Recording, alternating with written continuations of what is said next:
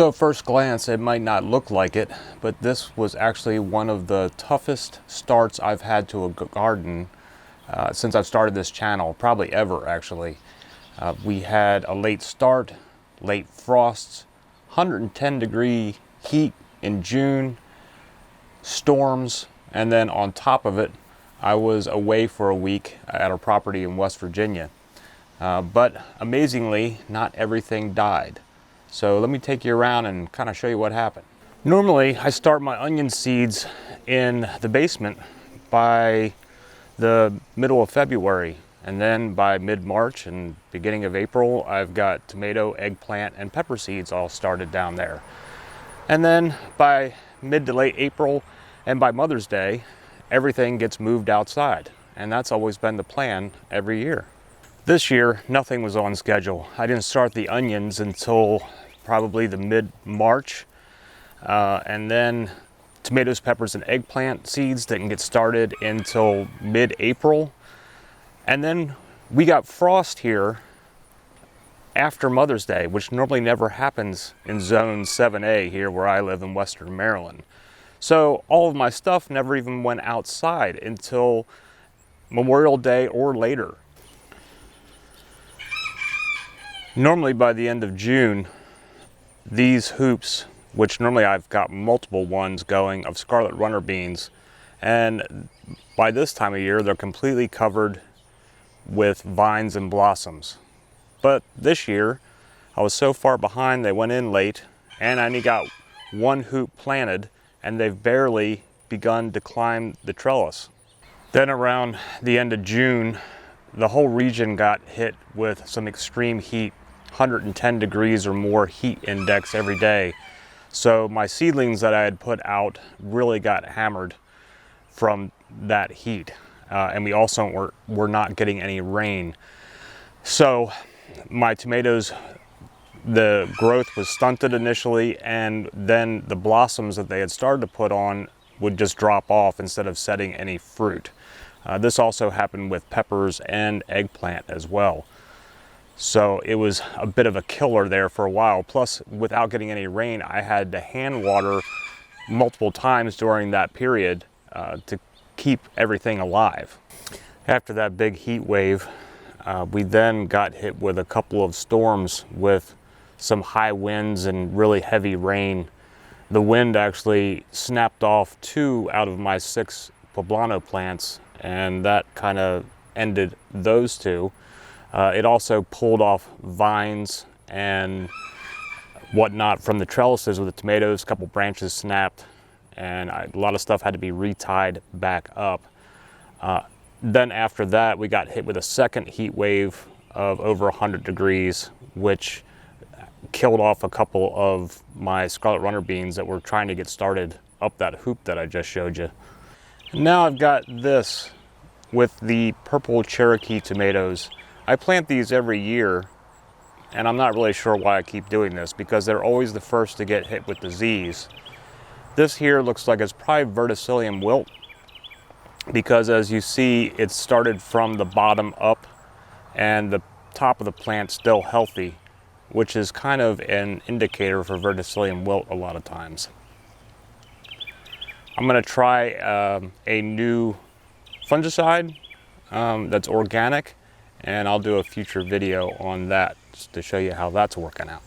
Some of the hardest hit were my Tung and Listada eggplants initially. Right after I put them out here, they got hit with some fungal issues and bug pressure.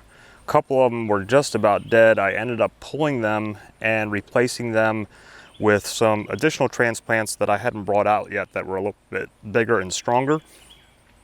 And then I also bought a couple of Black Beauty eggplants that's in another bed from a local nursery as replacements. And then there's this. I planted 2 4-foot rows of Swiss chard, and 1 plant came up. 1 out of 2 rows. However, it wasn't all bad. I started my cucumbers and zucchini really late as well, but due to the high heats, the soil was really warm, so the seeds sprouted in 4 days. And the cucumbers here are really climbing the trellis very well. There's blossoms in there and even a couple of little tiny baby cucumbers just getting started. And when I got back from the West Virginia property this week, I had 7 zucchini plant to pick. And the zucchini plants themselves are huge and doing very well. Also, my dried soup bean variety mix that I'm planting again this year is doing phenomenal. They're growing all over the place. And also, I'm trying something new this year with doing some companion planting with these purple teepee beans, which are similar to green beans. I mean, they're purple. But I'm planting them along the edges of some of my tomatoes as a companion planting, since tomatoes are heavy nitrogen feeders and the teepee beans put nitrogen back in the soil. So hopefully the two together will help benefit my tomato plants.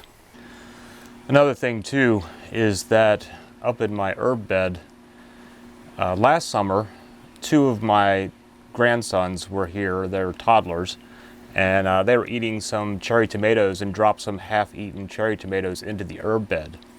Well, some of those seeds from them sprouted. Actually, 2 plants came up, and I've got a whole ton of cherry tomatoes growing in there now from those 2 plants. They're producing very well, and we got a whole bunch of red tomatoes already. I don't know what variety they are. The skins are tougher than anything I've ever grown previously. They're also smaller, but you know, they survive without anybody taking care of them or watering them or doing anything to them. They're just plugging along. And while they had a really rough start, the eggplant, especially with the replacements I put in, and the peppers have recovered. And my other varieties of peppers like shishito and bell peppers are doing well too. So even with going through the storms and the heat and the late frost and late start, everything is kind of coming back and starting to put on fruit of things that I thought I was going to lose earlier. Also, I'm trying Amish paste tomatoes for the first time this year, but they are a tangled mess right now, especially after I was gone for a week. So I've got to figure out how to prune and tie them up properly so that they get airflow and aren't subject to disease from the vines laying on the ground. So I'll keep you updated on that once I get this whole area cleaned up. So really, I think the lesson that I learned this year is that you should probably still start on time. If I'd started my seeds earlier in the basement, they would have been stronger when I brought them out to hold up to some of the issues that hit us this year. My onions, though, are growing and starting to look good so far, but I think it would have been better to just stay on schedule instead of kind of let things get away from me. But also in that same regard, I found that having a late start isn't always that bad, because warm soil can be very forgiving and allow stuff to sprout quicker. Sometimes putting stuff out a little bit later, you miss some of the early bug pressure.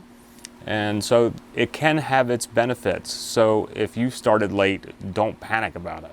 So there's still plenty of time this summer for harvests and even just do some planting for later crops.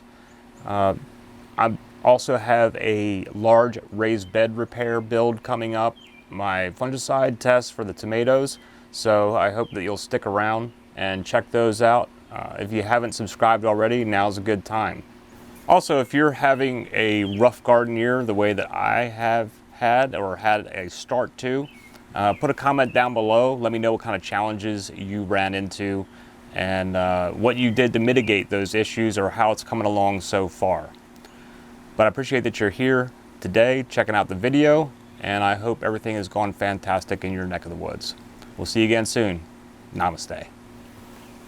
One seed, one world, watch it grow.